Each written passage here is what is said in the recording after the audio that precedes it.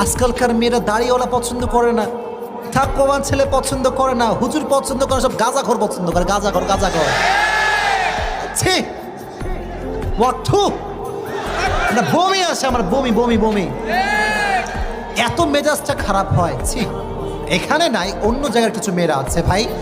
না না না না না না, আমাকে বাড়ি যাওয়া লাগবে এখান থেকে, ঠিক আছে? আছে এখানে। কারণটা হচ্ছে যে আজকাল বাংলাদেশের সমাজে গাঁজাখোরদের দাম বেশি, যুবকদের, তাকওয়াবান যুবকদের দাম বেশি নাই।